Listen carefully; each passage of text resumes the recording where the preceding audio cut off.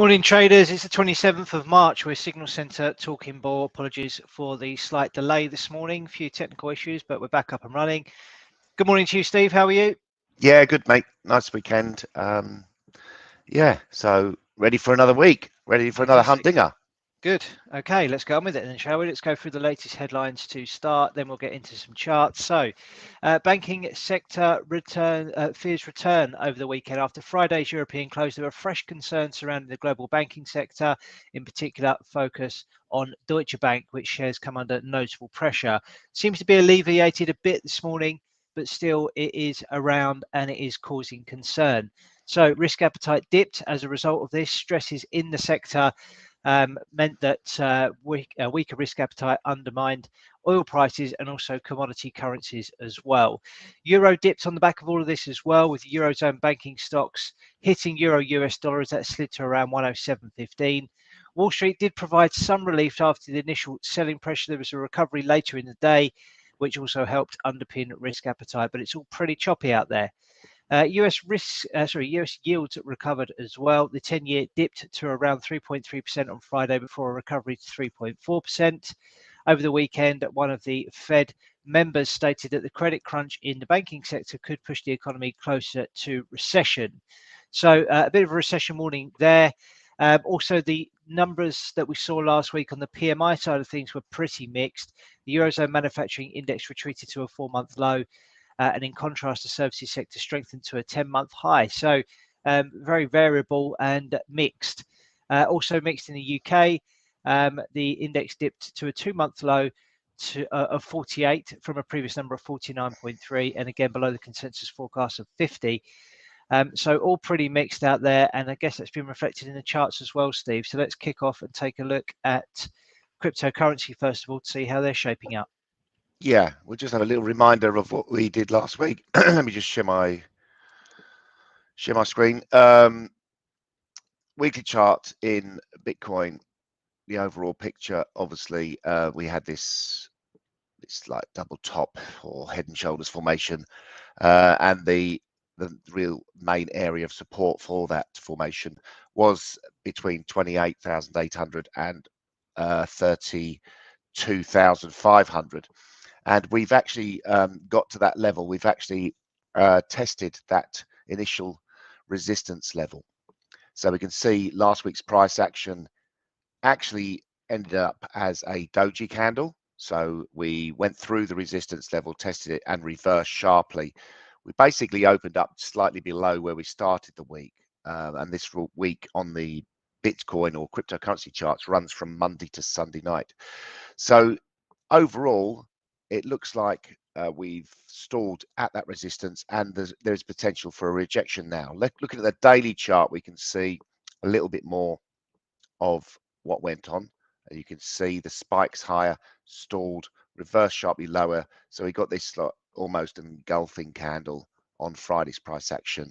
Very little on Saturday. Sunday had a little bit of an uptick, but then today we've really sort of like stalled, and we've got this band now of or this channel that we could look at, 26,675 the low, and obviously into that resistance for the high. But overall, we are still in an uptrend on the 4-hour candle. We can see here that we've tested the cloud from an Elliott wave perspective. This is an automated drawing tool, and we can see that we had this big spike higher, and this spike higher lasted only for about a minute. It spiked up to 29,380. So it's almost like it took a load of stops out of people, like weak shorts, trying to get short in front of that resistance and putting their stops just above. It seems like it's flushed all those stops out. So now we can sort of focus more on where we're going next. This looks a little bit like a double top potential formation. So really focusing on that 26,675 area as a potential for a neckline and a break lower. Ethereum on the daily chart, we've talked about the 1730 level for a long time, and now we seem to be trading in a bit of a channel. Around about 1850 to 1730. and really looking for where we go next. What sort of, are we going to get a break, or are we going to reverse back into this support level below 1730, the one to watch. Ethereum, XRP had that explosive rally on Tuesday, all seemed to break through this downward trending resistance line that we'd drawn on the chart and exploded higher, got all the way up to 50 cents and then reversed lower, got down to that 41 cents, which is previous resistance level, now turned into support level, and it's just gone sideways from there. So looking quite healthy, I suppose, in comparison to what the price action's been since November of last year. Let's take a look at commodities now, and we'll start with gold. The daily chart in gold, we're trading just below the 2075 high, all-time high. 2070, obviously, we topped out at in March last year, and we've now topped out at 2010. So it's been a year from that sort of like cycle. From here to here is a 12 months worth of data, and we seem to have stalled. So obviously this is one I followed last week. I looked at, I think 3 occasions, maybe even 4 occasions, I did a gold trade on the gun to head, and on 3 occasions I had winners, so that was pretty decent. 2 of them hit stop. On Friday's price action just finished on side, and it seems to have extended a little bit lower since then. Take a look at the 4-hour chart. Again, it looks like we've finished a 5-way or completed a 5-way impulsive move higher, and we're in the middle of the ABC correction, which is the normal sort of price action we see after a 5-wave projection higher.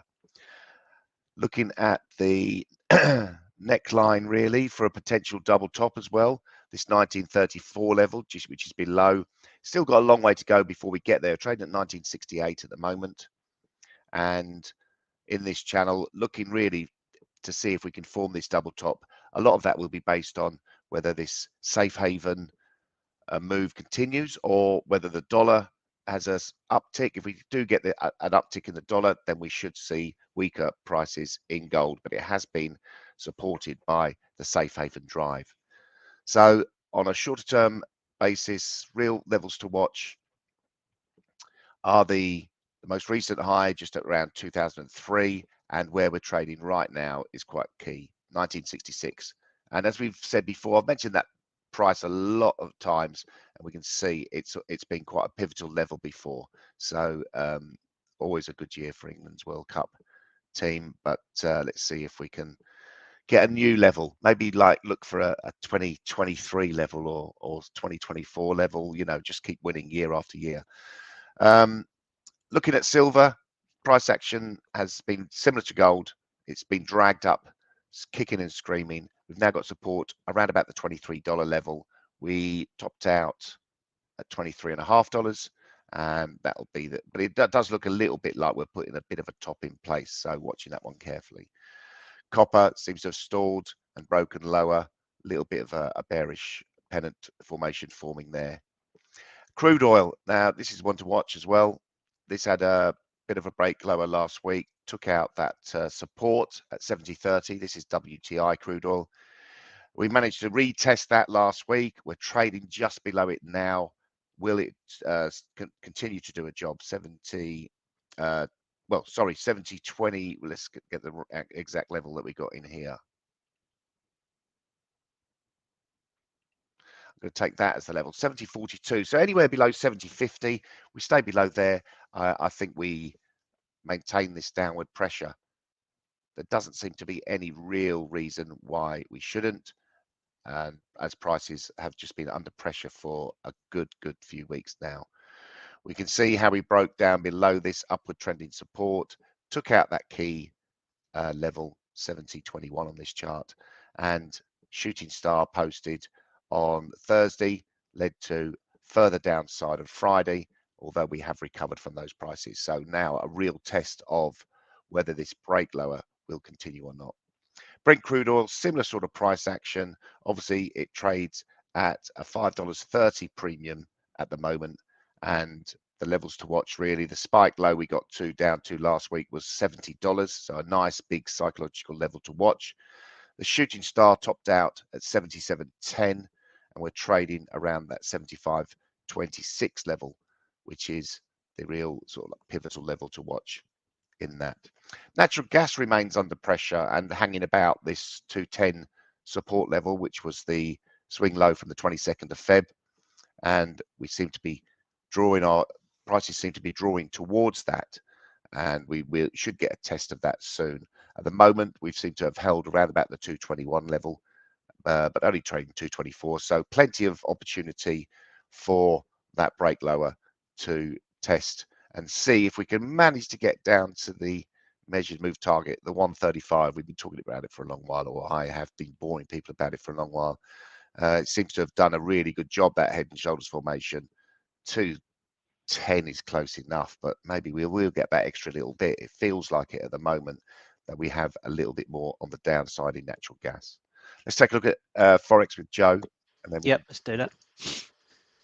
Okay, dollar index. So off to a pretty flat start as things stand, 0.02% higher. We can see on Friday that we followed on from the minor gains that we made on Thursday, posting that bullish hammer candle pretty much in line with the 50% Fibonacci retracement level. And that is pretty important, because if we look all the way back to the beginning of this bullish run that started in May 2021 on the dollar index, we've taken measurement from that low to the high that we then posted in September last year. 50% fib level is at 102.15, and it's done a pretty good job so far. So we can see there, bullish hammer. We can see we followed through with the gains on Friday, a little bit of unease around obviously what's happening with the banking sector and these mixed PMIs. So that has meant that more money has been going into the dollar index as a safe haven. As I say, pretty undecided today, but in terms of the short term, given that we found support here and we've got this bullish hammer, it could mean that we do see some higher prices in the very short term, potentially in the process of forming a bottom. Very speculative to call it that at this stage. Obviously, we can see that in the short term, the trend still remains bearish, and we saw this wedge formation, which would indicate a continuation lower. But we are finding support and therefore potentially posting a higher low. So let's take a look at Euro US dollar. That's also slightly higher today. We can see in reverse to what we've just looked at on the dollar index, we posted this shooting star type candle last week. That came in line with a short-term 78.6% fib level, and we then saw further losses on Friday. So we around about flat as things stand at the minute. But for me, it may be that we are in a corrective phase and could potentially see prices move lower. Obviously, that would mean that we'd need to see the US dollar move higher. But the next sort of major support is down here around 105.31. And I kind of drew this last week, and it is highly speculative, but maybe we could be in the process of forming some sort of top here. Potentially this latest move to the upside forming what could end up being a right shoulder, but it's, long way to go before we can get excited about that being a head and shoulders top. But potentially, into those areas is kind of where you want to see those right shoulders form. So maybe that's in the process of happening. We'll continue to monitor that. Let's take a look at cable. We can see here that prices continue to remain quite choppy and range bound, really. Prices again rallied into a 78.6% short-term Fibonacci level from these highs that we posted in January down to these lows we posted in March. Posted a shooting star type candle, so indicating a bit of a reversal in short term. On Friday, we posted further losses, which actually engulfed the body of the previous day. So again, signifying maybe that we're going to start to see a short-term pullback, potentially towards 120.33. Of course, if we can get above these highs that we posted on Thursday, then the chances are we may see a move back towards these previous highs, which potentially is a double top formation. So we'll wait and see what happens there. Let's take a quick look at the commodity currencies. Aussie versus the US dollar was trading in a wedge type formation. Looked as though it broken out, but failed to overcome resistance at 67.16 and continues to be repelled at that level. So while that continues to be the case, it may indicate that lower prices are likely. We've got some decent support zones between 65.20 to 65.47. So looks as though that's going to remain on the back foot for the short term, unless of course we can break above this 67.16 level. Quick look at dollar yen before we go on to some requests. So we can see here trading in a bearish channel for a period of time. Then we got these breakouts. We saw this very tight wedge formation, which eventually broke down and triggered prices to the downside. We do seem to have some support around 130.56, posting a bullish hammer candle on Friday. and we're backing that up with gains today up by 0.38% as things stand at the minute. Again, suggesting that there could be further strength in the US dollar in the very short term. Now, a couple of other yen requests, euro yen from Ali and sterling yen. So we'll take a quick look at those. I don't know if there's any others that have come through on TradingView, Steve. Is there anything coming through there? I'll just check for you on there. 1 second. All right, lovely. Right, so let's get on to euro yen. So we can see here that prices ultimately are continuing to trade in a short-term downtrend. We've got this downtrend line on here. Typically, we want to see 3 touch points to confirm a trend. And of course, you've got this bit of mess around here where prices broke up, but then actually came back below that level. So it's not exact, but that is, indicating choppy price action. We can see here that we then saw a move to the downside. In the last few sessions, we can see that prices kind of exhausted on Wednesday, sort of having made an intraday high and then closing pretty much where they opened to signify that kind of long-legged doji type candle. We then saw a breakdown through the low on Thursday, and prices continue to see lower prices on Friday, although well off of the worst levels of the day. So for me, I've got resistance at 142.30. That would be where I think short-term buying might kind of run out of steam, and we can maybe start thinking about lower prices potentially towards this major support here at 137.36. So I'm still trading from the bearish side here on euro US dollar, particularly while this sequence of lower highs continues to play out. It's a similar situation on sterling yen. Yeah, sterling yen is requested as well. So again, we can see here a downtrend. It's a lot neater actually than the euro yen chart. We can see that it's actually captured pretty much all of this price action here. We can see there's been a few wicks that have tried to get above that level, but ultimately failed. So while that continues to be the case, we can expect there to be more pressure on the downside. In terms of the targets, then we do have sort of clusters of support between kind of 155.35 to 157.60. So it's quite a broad band of areas of support. But ultimately, for me, it looks like the prices are set to remain on the bearish side, particularly while we've got this sequence of lower highs. So still looking at it from the bearish side of things for the time being. Okay, Steve, want to take a look at indices? Yeah, let's take a look at indices now. Just FTSE, take a look at that first. On the weekly chart, we can remind ourselves to had an absolute battering. Obviously, the issues that are going on in the banking sector, and we stalled. This reversal or this pullback stalled at the 61.8% fib retracement level, which is quite a nice level to pick out, and reacted higher from there. So last week's price action overall was a little bit better than the previous 2 weeks, that's for sure. Looking at the how this reacted off it, we formed a nice bullish hammer type candle, and similar to Friday's price action, which was a bit of a bullish hammer. And price action today has got off to quite a positive start. So we've already engulfed Friday's losses on the FTSE. So that looks pretty good.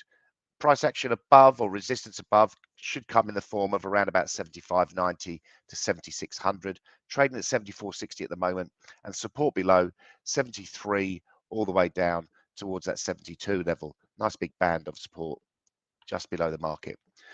DAX, again, that had a reaction higher this time last week, last Monday, big bullish hammer, and we have maintained those levels, although we did have a bit of a frightening dip down towards the 14,800 level on Friday, but reacted higher from there and formed that bullish hammer again.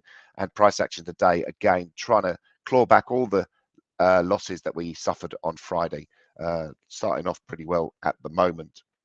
Trading around 15,075. Resistance above coming in the form of 15,310, and below we've got initial support from Friday's low 14,800, as we say, then at 14,676, and below that at 14,465. So a few levels to watch below in terms of support, but looking mildly positive this morning.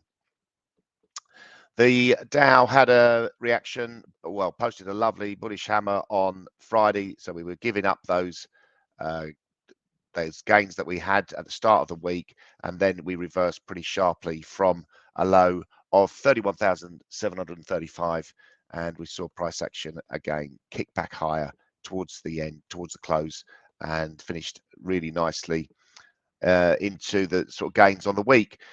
Price action today, we've been up to 32,445, which is was a previous support resistance level, and that seems to have done a job at the moment. But on the front foot at the moment and looking for higher prices, really needs to get above that 32,445 pretty quickly.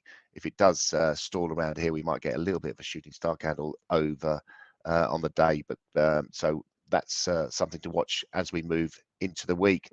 The Nasdaq, that's rallied back towards the highs we had on Wednesday. We took out the previous swing high from the 2nd of Feb. We took out that 12,894 level, got up to 12,959 and reversed lower, forming a shooting star candle. The next day, the Thursday price action was pretty similar. Friday was a little bit more positive, but we've already given up those gains from Friday. So a little bit of pressure maybe coming into the tech sector. We're down about 0.5% as we speak at the moment. So really have to watch the price action in the early hours of this session before the US comes in. Resistance above around about the 12,960 level.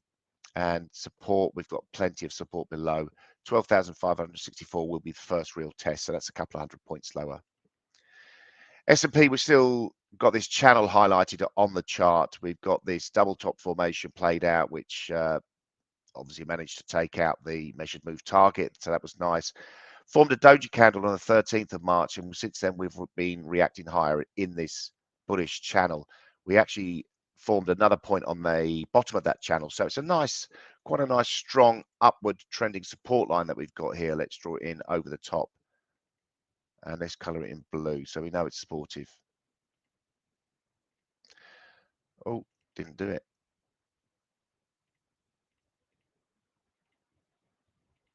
There we go. That's a blue line. There's our upward trending support line. Currently, that upward trending support line support coming in at 39.18. Above, we've got nice resistance above the 4,000 level at 4,050. So that they're the levels to watch really in the S&P. We've got the 4,000 psychological level. But yeah, let's see how things go. Let's get into our gun to head trade idea, Joe. We are in the black on the year, so yeah, getting quite excited about it. Indeed, yeah. So this is where Steve and I pick trade ideas live on the video. As if we had a gun to our head, we don't put much thought into it. We just come up with something that we fancy working between now and 9 o'clock tonight. A couple of basic rules. Obviously, we must have stops and targets on these ideas. The risk reward ratio must be better than 2 to 1, and we're risking 1% of our trading capital. So it's a live account. We started with this live account at the start of the year, went through a phase of drawdown as we first started it, which is fairly standard when everyone ever starts a new trading strategy. You tend to have to pay your entry fee and you'll go through a period of drawdown to start. We've weathered that, and now we're starting to come out through the other side. So the account balance is at 2016.57, started off with 2000.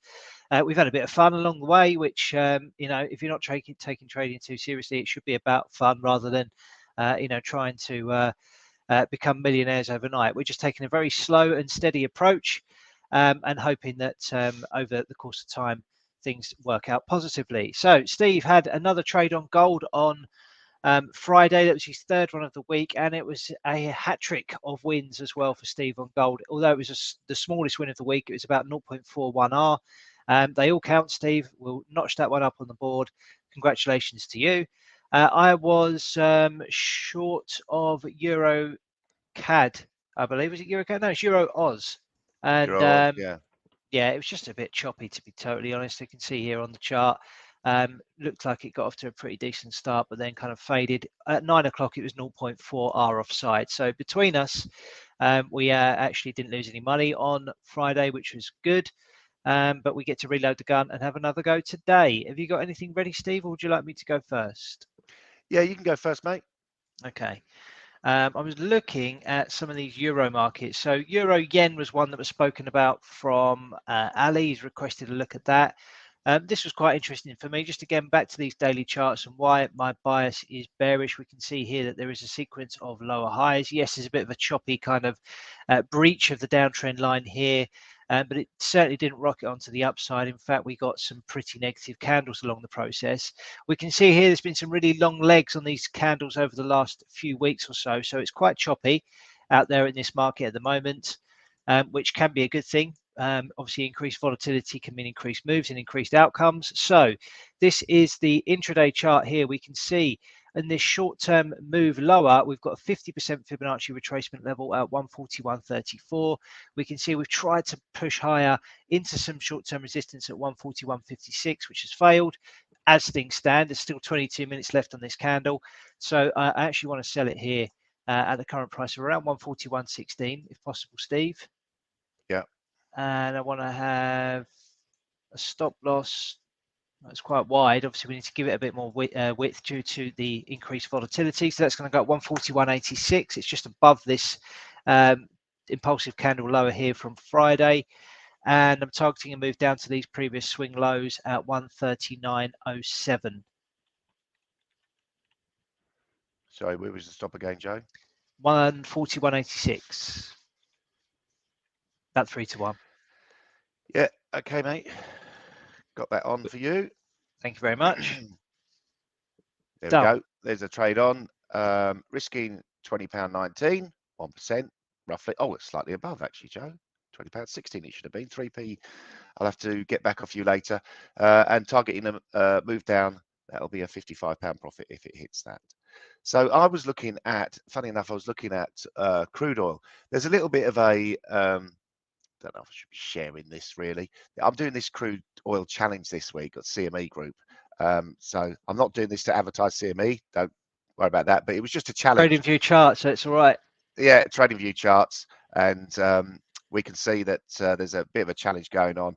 And I've sort of just, it's not, I'm not something I'm taking seriously, but there's already sort of, it started last night. And I think I had 0 in my account, and I think there's about 3,000 or 4,000 people taking part in this. I don't know exactly how many, but this morning on 0, I was about 1,600th. So there must have been some people who were losing money, and so I just sort of like took that 1,600, doubled it, thinking there's 50% above, 50% below.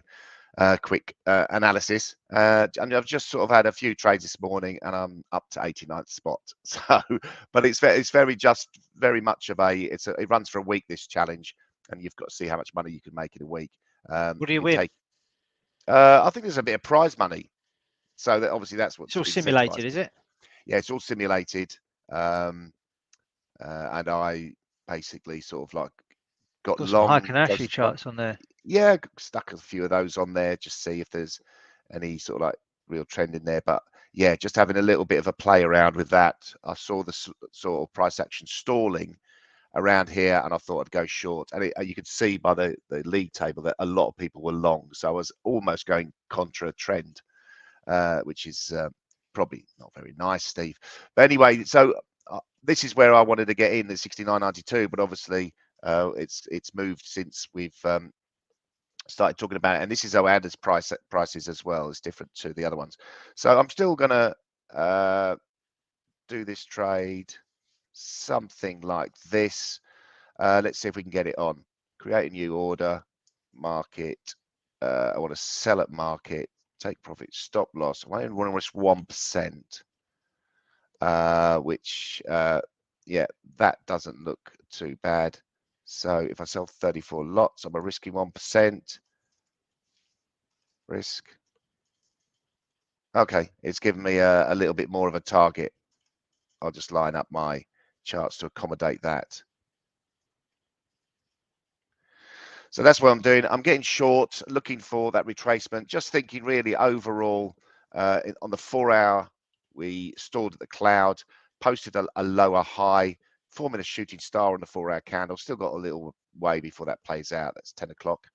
On the daily chart, looked at that shooting star from Thursday, a bit of a hanging man there, but we've tested that downside. If this candle was higher up, I'd be a little bit more confident, but it is can be a bearish candle at the top after a rally, so I'm going with that.